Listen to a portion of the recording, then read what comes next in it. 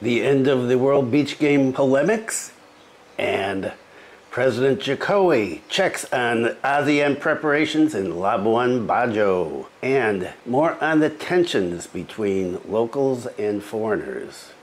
Stay tuned for details.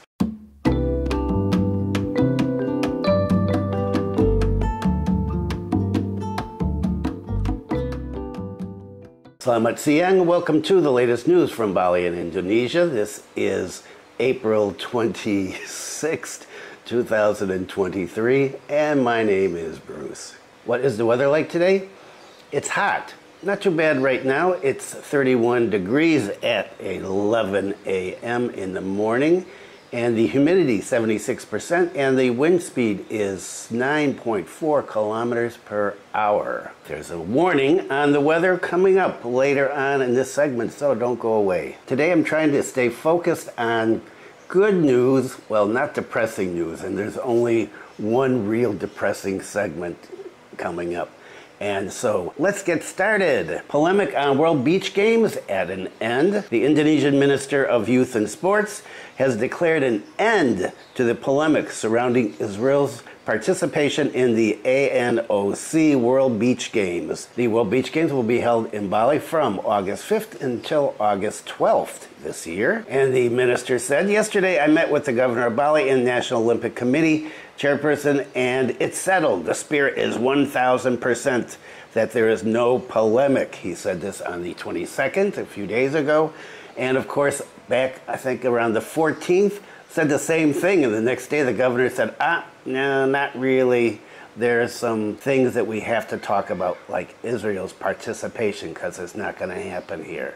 And so hasn't been anything really in the news about that until now. So will there be an Israeli team? Well, according to Pakdito, he said that whether or not an Israeli team will participate in the World Beach Games is yet to be determined. He said, nonetheless, the organizers have put in place anticipatory steps should Israel's participation in the Games eventuate. He said tactical steps for that possibility are in place. Didn't say what the tactical steps are. A meeting is scheduled for this week, starting on the 28th until the 1st in Bali. It's going to be attended by the chiefs of mission for the NOC World Beach Games with delegations from 69 countries. A list of the 69 countries does not include Israel at this point. The final decision on participation of the two qualifying teams from Israel will be taken after the April planning meeting in Bali. Following the World Beach Games, there will be a meeting of ANOC General Assembly from the 13th to the 15th of August. The World Beach Games represents one of the globe's largest multi-branch sporting events. Based on the number of participating countries, it will be the largest event ever held in Indonesia. And you may remember that U20 was going to be held here, and it was canceled because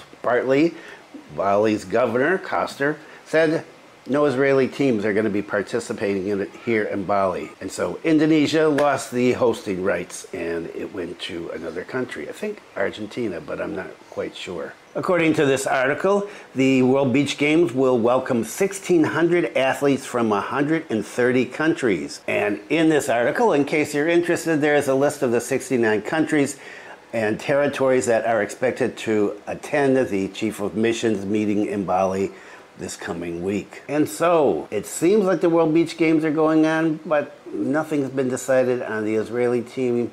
And so we're just going to have to wait until the end of the week. By May 1st, there should be a decision. Hopefully the games will be held here because it will be a big plus for Indonesia, a big plus for Bali, and especially for the Indonesian athletes who have been preparing for this so they don't lose out like they did on the U20 World Cup. And President Jokowi was in Labuan Bajo just a few days ago, and he was checking on the preparations for the ASEAN Summit that is going to be held in Labuan Bajo, and that's going to be in just less than 3 weeks from now. The president was there with the foreign minister and his family members, and the president visited some tourist attractions which would be host to leaders around Southeast Asia. With Jakarta's role as ASEAN chairman this year, Jokowi is set to lead dozens of meetings next month. The list of events in Labuan Bajo will commence on May 7th. starting with the Senior Officials Meeting, or SOM, and various other meetings at the ministerial level, according to the foreign minister. Indonesia's ASEAN chairmanship is coming at a tumultuous time for the region, with multiple layered challenges presenting themselves both at the external and internal levels. With rife geopolitical rivalry between superpowers China and the United States, the Southeast Asia region has been trying to perform a balancing act to ensure the neutrality of the region while trying to resolve some sensitive disputes that are a security threat for ASEAN countries. One of the most pressing ones is the South China Sea dispute. And what is that? Well, that's between China and ASEAN members. Additionally, there is a post-pandemic recovery, economic resilience amid Russia's war in Ukraine, and the unceasing Myanmar crisis. And ASEAN has been widely criticized for not being more proactive on some of these issues, especially on the Myanmar issue. And surveys show that there is a lack of trust that the group can effectively respond to present and urgent issues. But Jakarta has made it clear since the beginning of its leadership that economic growth will be at the center of the chairmanship. President Jokowi emphasized that we're only going to be able to turn ASEAN into an epicenter of growth if we can keep stability and peace in the region. And a key thing here will be, of course, the code of conduct in the South China Sea and Myanmar, of course. And in relation to those two, the COC and Myanmar crisis, Indonesia is using a silent diplomacy approach through its chairmanship, a strategy meant to eliminate any risk that could jeopardize ongoing process. But as 4 months have elapsed without any meaningful progress, especially on the latter issue, the Myanmar issue, analysts and critics alike have begun urging more transparency from the foreign ministry. The situation in Myanmar specifically has seemingly deteriorated from the outside, despite Indonesia's attempts to reassure the public that their diplomacy is going on as it should be. And if Indonesia's silent diplomacy strategy works, well, they're going to get a lot of kudos. And if it doesn't, they're going to get a lot of criticism. And so we're just going to have to wait and see how this turns out. But it's going to be busy, busy, busy in Labuan Bajo in just a few weeks. And in the opening segment, I mentioned the ongoing tensions between Indonesians and foreigners, and well, we'll talk about it right now. Viral fight in Ubud. Ubud police meet Juro Mangku. Caucasian identity is still being traced. So there was a fisticuffs in Ubud, in Jalan Raya Ubud, this recently, between Juro Mangku and a foreigner who, according to reports here, was a Russian. And this has gone viral. This video is all over the internet. If you want to see it, you can just do a Google search. In social media, on Facebook, for example, discussion groups that are dominated by foreigners are tending to take the foreigner side in this and saying that he was attacked by the Balinese first, and on Balinese and Indonesian sites, they're saying exactly the opposite and calling for deportation. And unfortunately, that has become the new mantra here. Deport, deport, deport. Now, this whole thing looked bad. So what happened? Well, according to all the articles I've read, and there have been many articles about this, as I said, the video is all over, and a lot of articles talking about this, and they all say basically the same thing. So a traffic jam on Jalan Raya Ubud, surprise, surprise. There's always one. I would not drive down Jalan Raya Ubud for $100. Well, maybe I would for $100. But it's hot. Traffic jam. People's tempers kind of get frayed, and so apparently a foreigner driving a vehicle was behind several cars and decided he was going to pass them. He got out, but I guess ongoing traffic was coming, and so he slid over somehow and took out at least one, if not two, side mirrors of cars. And, well, a Balinese guy got offended by that, and the foreigner, and I don't want to say Russian because there's no proof yet that he was a Russian. According to the article, he spoke with a Russian accent.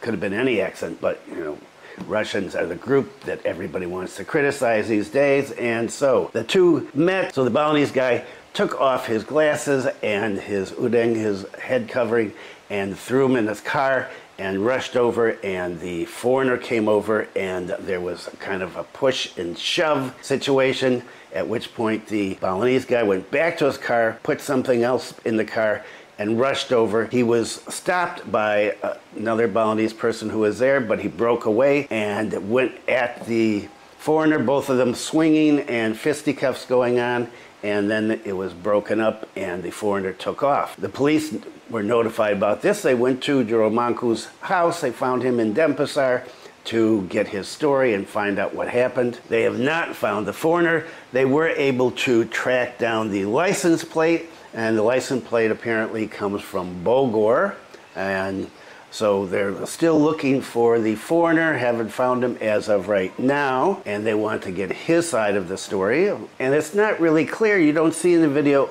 actually what happened with the accident. You just see the pushing, the shoving, and the fisticuffs. And so you've got the foreigners on one side and the Indonesians and Balinese on the other side, and as I said, calls for deportation again. Hopefully, if they do find this foreigner, there will be some mediation and things will be settled peacefully. In this dispute, Mangku apparently lost his temper when the foreigner said, "Shit you." I don't know why he said that, but once that happened, it said, according to this article, because there were these words, Mangku got out of the car and looked for the foreigner. In a twinkling of an eye, the foreigner took the broken glass and raised his hand in a Russian dialect and pushed Mangku. Now, it's not clear in the confrontation if Mangku pushed him actually first. You see him move his shoulder, and then the Russian pushes him back, or the foreigner pushes him back. And I want to say Russians because don't blame people until you know for sure who it is.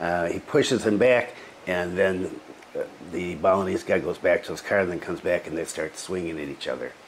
And so this is just another example of the tensions that are going on here and how quick people are to take sides and support one group or the other, usually based on their nationality, their ethnicity, foreigners on one side and Balinese Indonesians on the other side. In the meantime, this book that is supposed to come out, or pamphlet saying the do's and don'ts, it ain't out yet.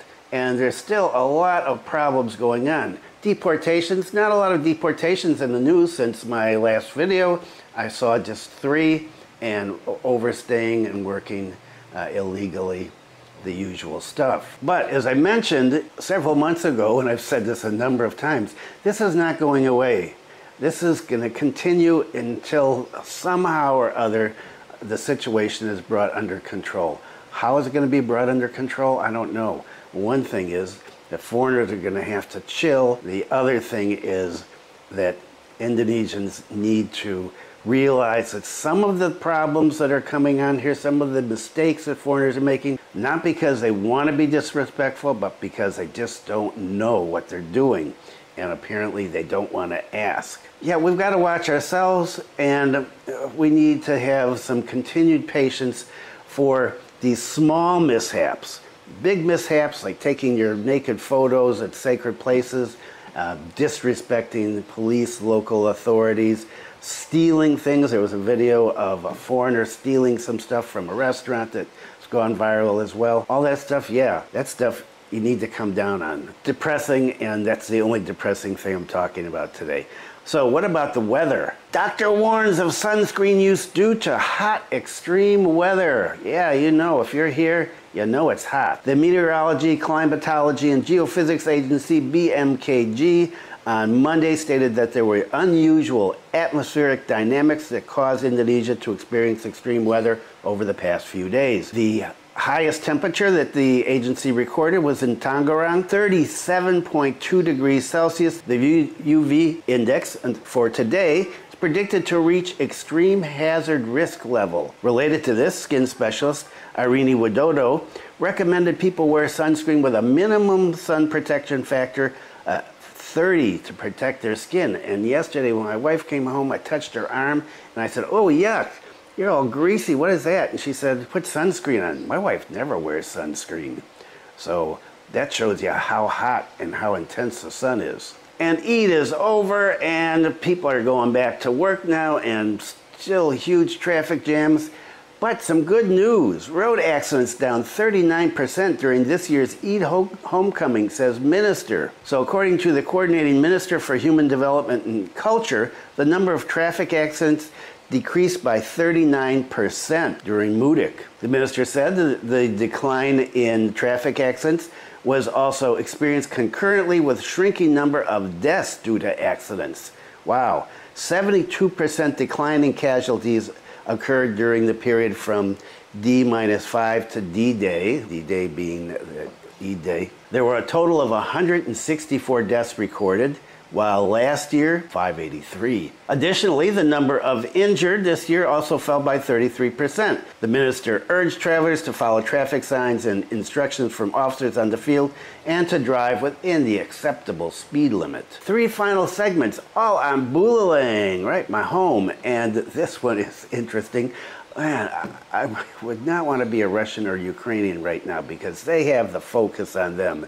And even up here in Buleleng. Buleleng Data on Russian and Ukrainian foreigners. Here are the results. The controversy caused by the number of foreigners in Bali, especially Russians and Ukrainians, received the attention of the Buleleng Regency government by collecting data. The Buleleng Regency government, through the Buleleng Tourism Office, collected data on foreign tourists.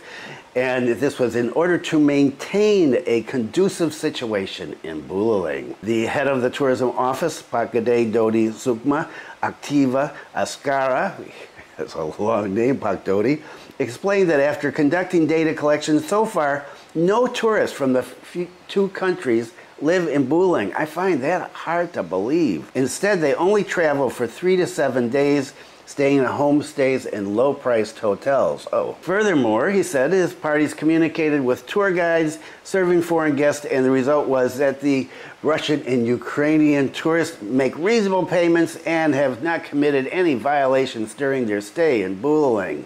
As I've said before, a few bad apples have gotten a focus on all of us, especially for Russians and Ukrainians. Pagdodi also invited the people of Buleleng to participate in observing every activity from tourists who feel they violate the rules and norms that apply to custom in Buleleng in order to create a conducive situation so as to increase visits from both foreign and domestic tourists. He said for the general public or tourism actors, if they see tourist behavior that is not in accordance with regulations, they should report it to the tourism police or the tourism office in order for us to carry out action immediately. The good thing about the old days was if we screwed up, there was nobody with a phone videoing it and putting it on social media so that everybody knew about it, and we got in more trouble than we were. Back in those days, you screwed up, a few people knew about it, you apologized, and the situation was over. And here is some good news about cracking down on unethical tour guides. There are local residents tricking tourists in Buleleng. Tourism figures and administrators of the Indonesian Hotel and Restaurant Association Buleleng visited the Buleleng police headquarters the other day. They urged police to take firm action against a resident called Toki from Antaran, who is suspected of defrauding foreign tourists in the Lovina tourism area. He was arrested by the police on Friday on his way to Poradalam in Antaran. He was arrested for defrauding foreigner from Kazakhstan. What did he do? He offered tour services to see the dolphins and diving packages. The foreign tourist paid the money. The next day it turned out that the offer was a fake. The unethical tour guide made off with the cash. And according to this article, he is shrewd. He usually targets tourists who want to check out. Because of being pressed for time, tourists are reluctant to report to the police and they choose just to give up their money. The chairman of PHRI, Buleleng, said that tourism leaders are worried about the man's behavior because it can impact the reputation of the Lovina area. He said there are many victims. The information received here is that he often commits acts of fraud. To be honest, we as practitioners, observers, and the tour group were disturbed by his actions. So they went to the police and asked them to take care of the situation. They said that if the police didn't do something to this unethical tourist guide, that it would not only tarnish the reputation of the Lovina area, but it would show people that he is above the law, and so it might encourage more people to do these kind of things. The police are currently investigating the violation of the law by this person. And I said, if criminal element is found, we will proceed with the law and follow up according to procedure. So as it said in this in a different article on this situation, they said that he would average between 500,000 and 1 million. So he tried to keep the money small, not too big, so that people who were in a rush, who were going to leave the next day, went, okay, it's not worth me trying to track this guy down, and so I'm just going to write it off and go on my way. In addition to offering fake dolphin tours, he apparently also cheated with the lure of cheap rooms. His mode of offering rooms at low rates to tourists in Lovina Beach was to convince the victim, then the tourist would give the money to him. He would say, okay, I'm going to go and make your booking for you. You just show up there tomorrow. When they show up, no booking, no money was paid, and he was gone. According to the head of the Criminal Investigation Unit of Buleleng Police, the alleged perp is staying at the Buleleng Police headquarters. Even though his status is not yet a suspect, he's staying there because he's keeping himself safe, because he has fears that if he returns home, it will trigger unrest among tourism practitioners.